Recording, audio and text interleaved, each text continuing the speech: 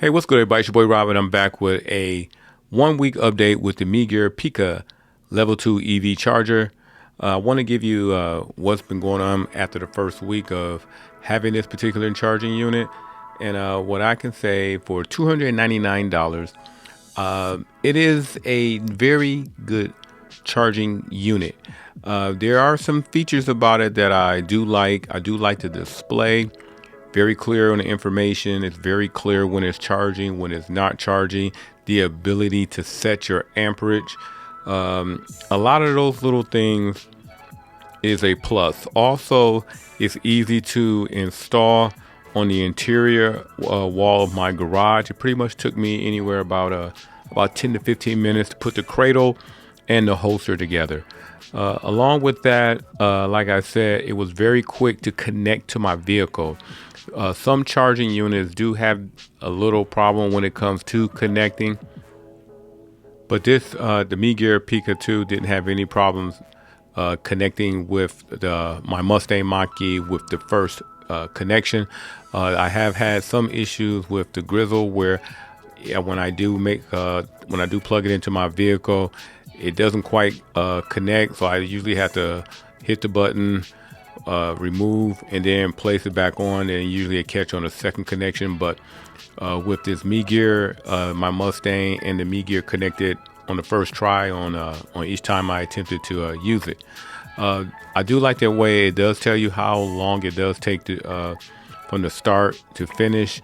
On my time, usually at the end of a day of driving, I may come home with like 140, maybe 150 of my mileage on there, and then to get back up to my 95% where I like to charge it, usually take about 4 hours when I start charging right around 8 o'clock. There's one problem though. There's a feature on it that I wish would work better, and it's probably because it will probably cause a problem with your fuse boxes. The delay timer that's on there. This is why I kind of wish that it had an app or something like that, or if it was something that was hardwired.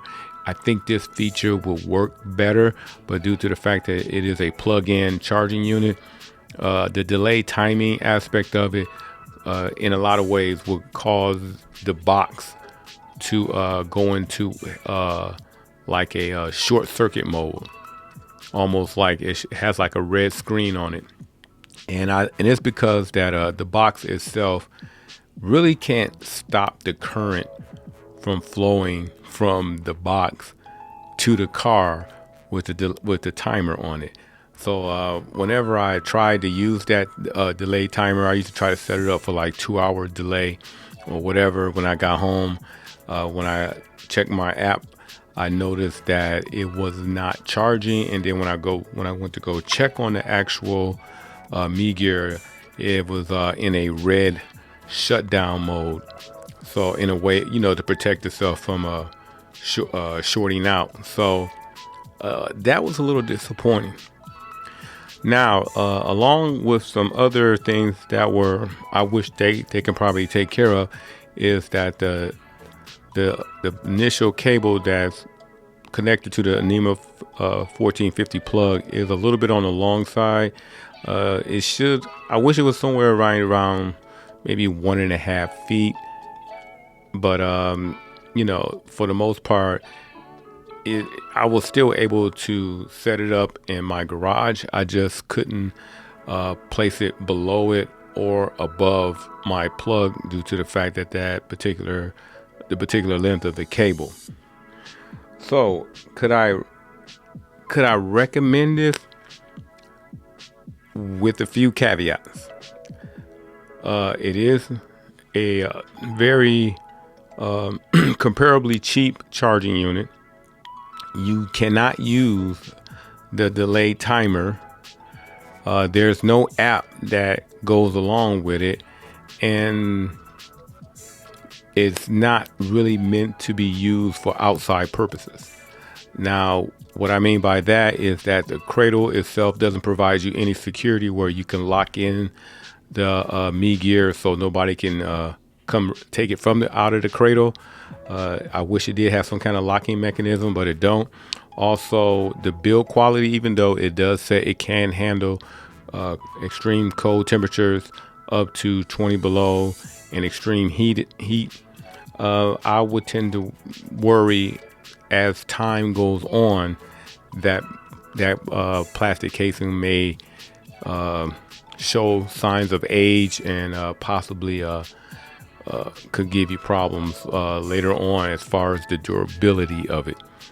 So, it sounds like I'm kind of knocking it, but I'm not knocking it for the fact that I can recommend this to somebody who may be a first-time EV buyer who may not be sure if you're going to commit to the EV experience up front. Most people who do buy EV tend to buy a second one. So I wouldn't recommend someone who's like that, on the fence about EVs, to go full on with a high price $800, $900 home charging unit.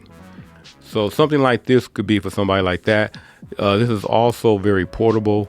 So if you know your destination will have that plug, that 1450 NEMA plug there, this will work out for you. Also, you can buy this with the regular 110 volt outlet plug on the end of it. Also, it will charge at a much slower rate, but that also will allow you to have better portability and more options at all destinations.